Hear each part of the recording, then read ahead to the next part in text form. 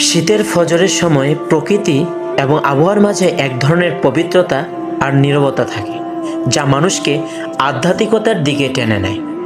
শীতের ফজর হলো এমন এক মুহূর্ত যখন প্রকৃতির শীতলতা এবং মহান আল্লাহর করুণায় অন্তর্শুদ্ধ হয়।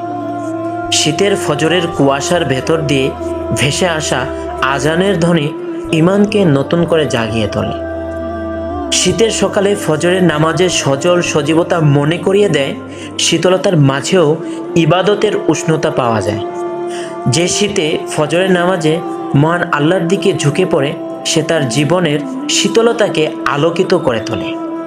ফজরের ঠান্ডা পানির অজু এবং নামাজ শীতের সকালে আত্মাকে প্রকৃতই শুদ্ধ করে।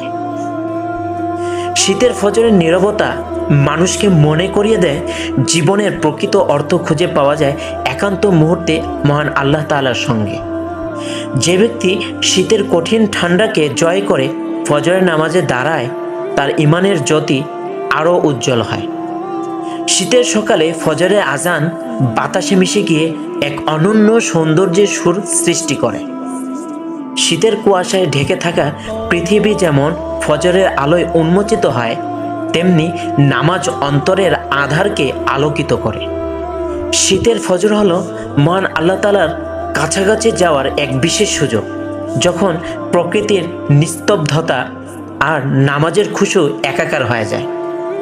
ঠান্ডার অজুহাত ভুলে ফজরের নামাজে দাঁড়ানো আত্মার জন্য এক অনন্য প্রশান্তি বয়ে আনে।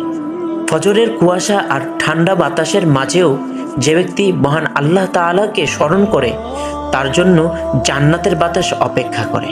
শীতের সকালে ফজরের সিজদা মানুষকে শিখিয়ে দেয় কঠিন পরিস্থিতিতেও আত্মসমর্পণ করার নামই ইবাদত। শীতের ফজরের সময় পৃথিবী যেমন শান্ত, তেমনি অন্তরও শান্ত হয় ইবাদতের মাধ্যমে। মহান আল্লাহ তাআলা আমাদের সবাইকে শীতের এই পবিত্র মুহূর্তগুলো কাজে লাগিয়ে ইবাদত করার তৌফিক দান করুন। আমিন।